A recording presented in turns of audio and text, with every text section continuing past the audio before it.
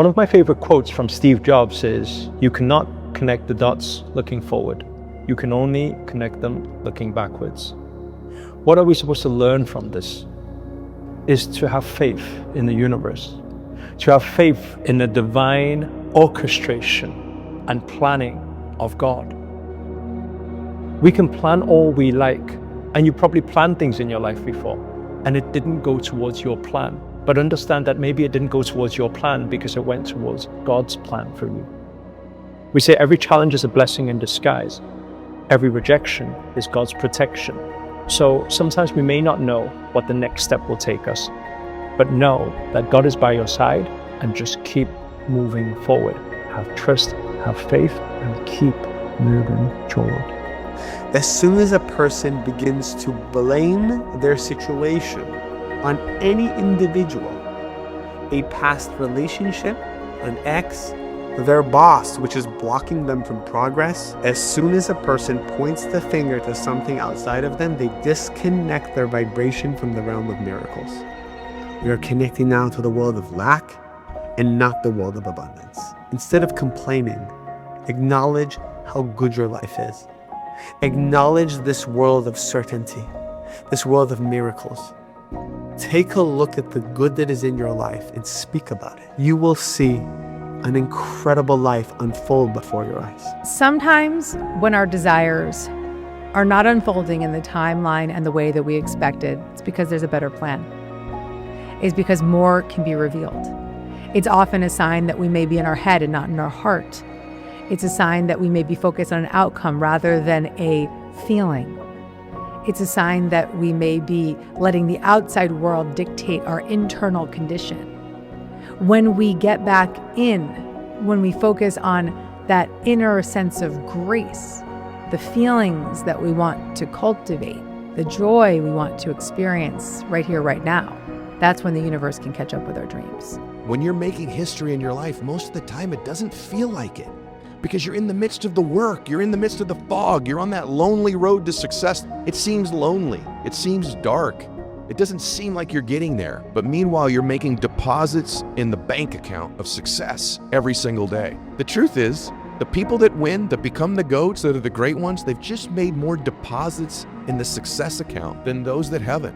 And they make those deposits because they do needle-moving things. They get up a little bit earlier. They do it more consistently. They believe they're closer than they are. They know that when they're crushing it in one area, they're expanding in others. They know it's a game of inches. They know it's almost too scary to talk about. But the thing they really know is that they were born to do it, that they were born to do something great with their life. So I'm here to remind you, it's closer than you think. You're closer than you think. Have you ever had an idea before where it just comes through you and you don't know where it came from, but you feel this surge of energy, this excitement to want to manifest it into physical reality? Yeah, the same time you hold back because you have certain doubts and fears and certain things you push it back. You say, hey, maybe now's not the right time. But understand something, everything is in divine timing because the universe will never give you and channel something through you that is not for you right now. So take that leap of faith. Don't waste the manifestations that the universe have for you. Take that leap of faith and keep moving forward. Take action. You have to slow down to see the miracles. I feel like we're just rushing from one thing to the next all the time, me included. But when I really intentionally slow down, I start to realize that there's people in front of me to have a conversation with. Or there's little things like a meal to enjoy with people. Or there's birds around that are beautiful. There's a lot of little mini miracles all around us if we take the time to look for them. If you broadcast what you desire and what you want on the right frequency band, in the right way, it will vibrate molecules in the physical universe and change the attraction of these molecules so that what you want starts to physically materialize. And the way it physically materializes is the universe creates circumstances, conditions, situations, events, and people that will all go together miraculously so that what you want happens and what you desire to attain actually materializes. Researchers say the number one defining factor of whether we become successful or average is whether we have grit. Grit is the ability to stay true to your vision and not dilute it when you get laughed at. Grit is the ability to try an innovation, experience failure, and to say, I'm going to continue, and I'm actually going to learn and use that experience to get me closer on my path to the mountaintop. I mean, what the ordinary person sees as failure, the master simply sees as part of the process of refining your craft. The most dangerous moment in our faith is when you're close but tired. Faith does not fail in opposition. It fails in exhaustion, because for the majority of us, our faith doesn't fail because I'm facing something. It fails because I've been facing something for too long. Some of you, you're looking at seasons where you gave up on faith. It's not because hard times hit, it's because hard times hit and they lasted longer than you anticipated. I'm trying to tell you that exhaustion is a trap. And the enemy knows that it is in exhaustion that you are most vulnerable. Because when you're tired, you make bad decisions. When you're tired, you don't think straight. When you're tired, you begin to consider whether all this is really worth it. So knowing this about fatigue, you'll understand that sometimes the enemy doesn't have to defeat you. He just has to wear you out. Because everybody wants to talk about how he comes to steal, kill, and destroy, and that's true, but sometimes he doesn't have to destroy you, he can just tire you out. Because if he gets you tired enough, you'll destroy yourself. And some of us in here, we are tired, but hear me, I came here to let you know today that some of us in here, majority of us, that you are closer than you think. You know, you can only manifest miracles in your life if you believe in miracles. They say you got to believe in the magic before you can see it. A lot of the time, if you use your logical mind and logical thinking to set a goal and have a plan and have the expectations, what you manifest is not a miracle. It's just you had a goal, you put your mind to it, you put your efforts to it, and you got it. But what's important when it comes to manifesting miracles, to manifest something beyond imagination, you need to allow this universal calling to channel through you. And how does the universe speak through you? Not with human language, English or Spanish or French, is using energy and motion. So next time you feel that heart calling, this undeniable force of nature that is calling you towards something, the moments where you say, I don't think I should do it, but I just feel I want to do it, I don't know why. Then what if you take that leap of faith and act? And you'll see miracles show up in your life. Listen, there's a reason why God rewards faith. This is because God has unlimited resources. You see, it's not that God is holding back from you because he needs time to prepare the miracle. You only need faith to get it. So how exactly does this work? Well, when you look to your own strengths or abilities, you're limited. But when you look to God's power, the limits are removed. Trials and delay teach us to trust in God. So then God is using the struggle to strengthen you. He's not preparing the miracle, he's preparing you. This is why faith is the key to doing and becoming all God desires. He's helping you to become someone who can handle the blessing, to become a person of faith. The miracle is ready. Are you? What if one of the great lies of life is that your dreams are for other people? That it's for people not like you, that they're doing extraordinary things that you're incapable of doing, as opposed to the truth is, they're just doing things every day that you only do occasionally. They have availability all the time. What if the truth is that the great lie is that it's far away, and the truth is that it's one decision, one new thought, one meeting, one connection away? What if that's the great lie of life? What if the great lie of life is that this is for other people and not you? Because I can tell you that that's a lie. The truth is that it's very close. And the truth is that it's these small decisions that alter our lives. I can tell you straight up, you're a lot closer than you think you are. It's easy to go through life focused on ourselves, our goals, our dreams, our problems, our challenges. But I've learned if you will become a miracle, God will always take care of you. You may not realize it, but you're a miracle waiting to happen. Somebody you know is lonely. They're praying for a friend. You can be the miracle they're waiting for. Take time to become a miracle. Be aware of who's in your life. They're not there by accident. God put them there on purpose. He's counting on you to make a difference. You are full of miracles. There is healing in you. There is restoration. There's friendship. There's favor. There's new beginnings. And life is so much more exciting when you realize I can become a miracle today. I can be the answer to someone else's prayer. The most difficult days come just before the breakthrough. That tension of challenge, that feeling of I've given all I have, I've believed for such a long time. I'm exhausted. I'm drained of my resources. I put everything I have into this, and Lord, I've come up against this wall now. That is when the breakthrough is just within reach. How do you know that within 24 hours, God isn't going to turn it around? How do you know that by the end of the week, you're not going to be celebrating a miracle? I wonder how many people give up on the miracle in the night that was destined to come in the morning. You have to discipline your disappointment in life and in business, because there's going to be plenty of disappointments. We're all going to experience extreme stress. The only difference is some people let it break them. Other people push through. Something amazing happens on the other side of extreme stress. When you finally get through it, 3 things happen. Number 1, you realize how strong you are. The second thing you're going to learn when you go through extreme stress is who your real friends are, right? Not your Facebook friends. We're the people that really care to show up and help. And third thing, the most valuable thing that comes out of extreme stress is you get almost an immunity to future challenges. So instead of worrying about stress, what you have to do is trust. Here's what happens in the hero's journey. You're doing what you're doing, and then something disrupts you. That disruption, that thing you don't want, is a call. It's a call to adventure. It's a crisis on the surface, but if you don't let it break you, crisis breaks you through. And when you go on a journey like this, you meet new people, you develop new relationships. As you build more skills and you have more friends and more mentors, sooner or later you slay the dragon that was stopping you and you become the hero of your own life. You come back in a different place. If you wake up in the morning with a small spark of longing in your heart, that's your dream reminding you not to forget it. If you feel a little envy when you see others succeed, that's your soul whispering that you can do it too. If you're afraid to take the first step but can't shake off that thought, that's the path you're truly meant to walk. If someone laughs at you for being too naive, that means you still carry your original innocence. One day, you'll thank yourself for not giving up at this very moment, because chasing a dream is never a race.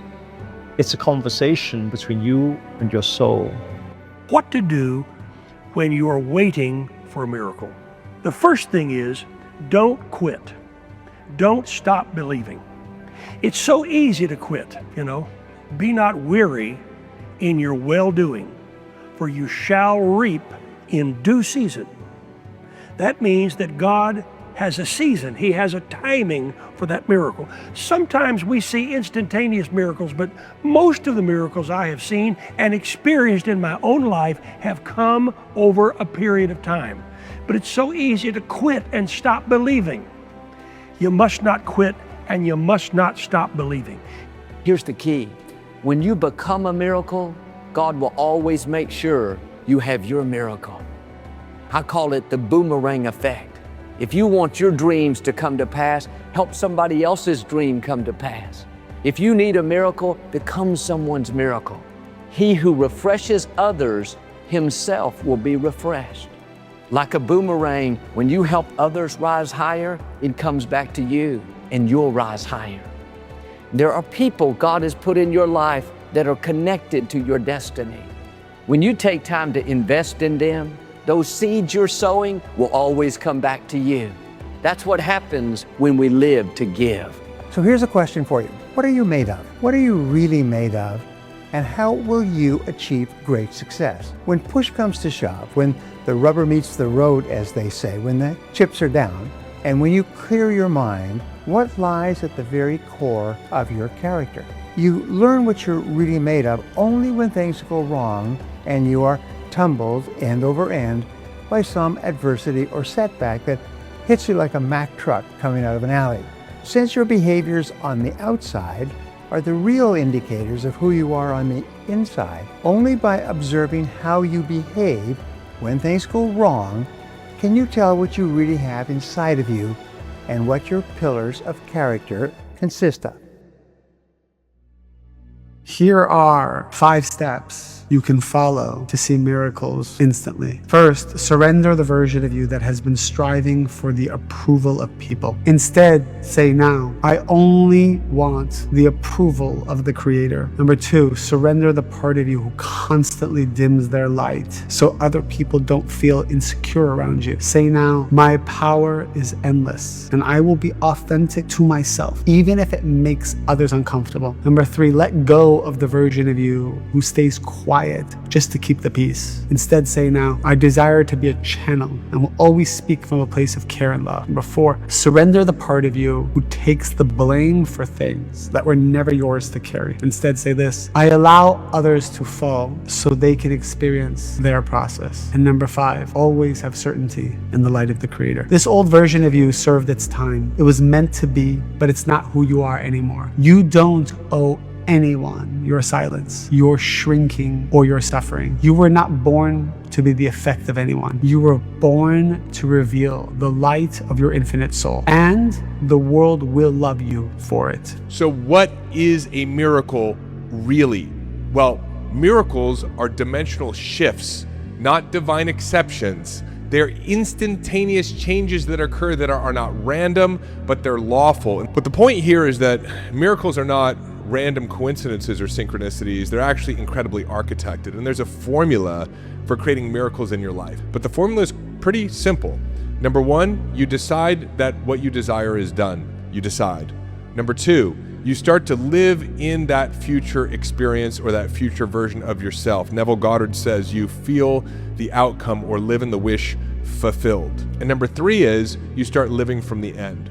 Your reality is reflecting back to you what you've decided reality will be for you. What plays a significant role in all of this is your nervous system, because you can't receive a miracle if you're constantly in fight or flight, if you're in what we would call a primal state or a shutdown state. So the body has to be able to feel safe, receptive, and surrendered in order to receive the miracle. In other words, in order to allow life to reorganize and reflect back to you your new decision. You can't make a new decision, for example, around money, and then constantly be moving into fight or flight because you're noticing your bank account. Getting over failure and finding success begins with taking 100% responsibility for your life. You have to give up your excuses and victim stories. You have to drop all the reasons you can't succeed or haven't succeeded so far. I know it's a challenge, but if you want to get ahead, you have to take complete responsibility for everything you experience in your life. When we have setbacks, we get sidetracked with blame and excuses, and we give away the power of personal responsibility. You can change that. I teach an equation. It's called desire plus non-resistance equals desired result. And what this equation is essentially saying is that any miracle that you want to perform or shift you want to perform in your life or desire you have can be accomplished through one thing and one thing only, which is non-resistance. In other words, it's not desire plus figure out how produces the desired result, or desire plus hustle and grind equals desired result, or even desire plus have enough money or have enough time or have enough skills or be intelligent equals desired result.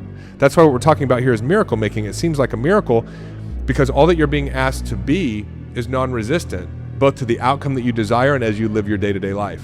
The Oxford English Dictionary describes a miracle as, quote, a marvelous event occurring within human experience which cannot have been brought about by human power or by the operation of any natural agency, and must therefore be ascribed to the special intervention of the deity or some supernatural being. Now, of course, if there is no such thing as a supernatural being or supernature, there is no need, of course, to discuss miracles. You've got to literally, when you get knocked down, force yourself to get back up, because then you start to develop a new brain. Yes, you develop a new neural pathway. Yes, you develop new muscle memory. And yes, you develop confidence. Remember that every time you get knocked down, it's an opportunity for you to develop more confidence, develop more experience, develop more inner power. Okay, every time you do something that you didn't feel like doing, like getting back up after you failed, or staying true to yourself after you've been laughed at or told it can't be done, literally, you become more powerful. And every single time you don't feel like persisting, and you take back your power to the thing that you gave your resistance to. Every single time I thought about giving up and I stuck it out, the next month something big happened in my career. At that time it was a milestone. Every single time I say, I don't know if it's for me, boom, something great will. And when I tell you it's literally around the corner, it's literally around the corner. And you know when? It's literally around the corner right after you're about to give up. Don't ask me why it's the way it is. It's just the way it is. I don't question laws. This is laws of the land. This is not a law that a senator or a government or a politician makes. This is laws whether you live here, you live in Australia, you live somewhere else. These are laws. That happens. It's laws of life. When you really recognize the miracles and you're kind of supercharging them and you always see more miracles. There are so many miracles every single day. The fact that the sun is at the exact right place and the moon is at the exact right place and the oxygen is at the exact right, the fact that we are orbiting is a miracle, bro, for real, if you think about it, because one slight thing, everything is gone. You know what I'm saying? Everything is gone fast. Getting over failure and finding success begins with taking 100% responsibility for your life. You have to give up your excuses and victim stories. You have to drop all the reasons you can't succeed or haven't succeeded so far. I know it's a challenge, but if you want to get ahead, you have to take complete responsibility for everything you experience in your life. When we have setbacks, we get sidetracked with blame and excuses, and we give away the power of personal responsibility. You can change that.